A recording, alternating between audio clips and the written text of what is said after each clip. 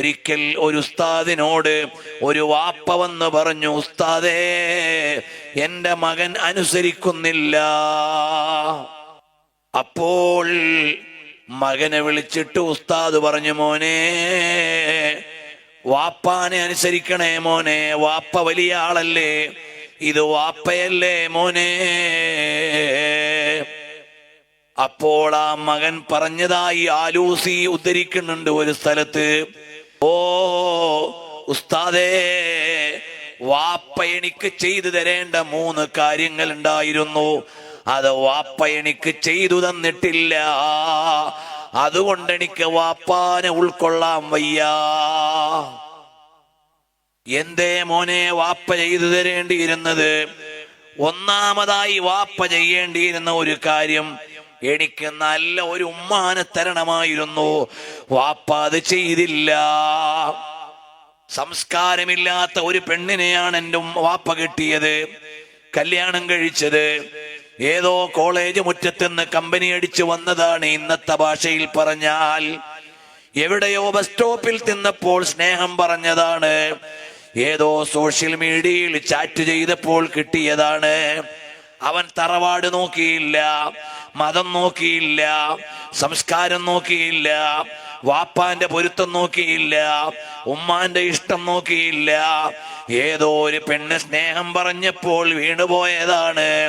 ഇന്നത്തെ ഭാഷയിൽ പറഞ്ഞാൽ ആ മകൻ പറയാണ്, വാപ്പ എനിക്ക് നല്ലൊരു ഉമ്മാനെ തന്നില്ല.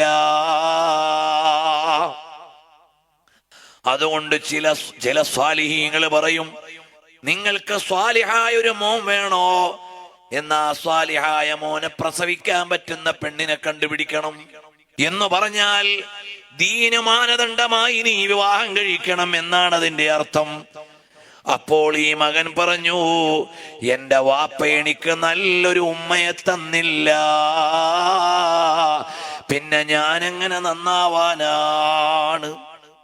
രണ്ടാമത്തെ കാര്യം, എന്റെ വാപ്പ എനിക്ക് നല്ലൊരു പേര് വെച്ച് തരേണ്ടിയിരുന്നു. എനിക്ക് എന്റെ വാപ്പ വെച്ച പേര് കൽബ് എന്നാണ്, പിന്നെ ഞാൻ എങ്ങനെ നന്നാവാനാണ്?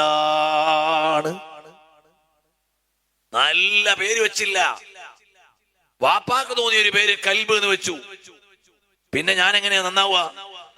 അതുകൊണ്ട് നല്ലൊരു പേര് എനിക്ക് തന്നില്ല. മൂന്നാമത്തെ ഒരു കാര്യം, വാപ്പ എനിക്ക് ആദാബുകൾ, ഖുർആൻ തുടങ്ങിയവ എനിക്ക് പഠിപ്പിച്ചു തന്നില്ല. അറിയുമോ, വേണ്ട ചിട്ടകൾ പഠിപ്പിക്കേണ്ട കാലത്ത് പഠിപ്പിച്ചില്ല. നല്ല പേര് പറഞ്ഞ പേര് നൽകിയില്ല, നല്ല ഉമ്മയെ നൽകിയില്ല. അങ്ങനെയുള്ള ഈ വാപ്പാനെ ഞാൻ എങ്ങനെ അനുസരിക്കാനാണ്?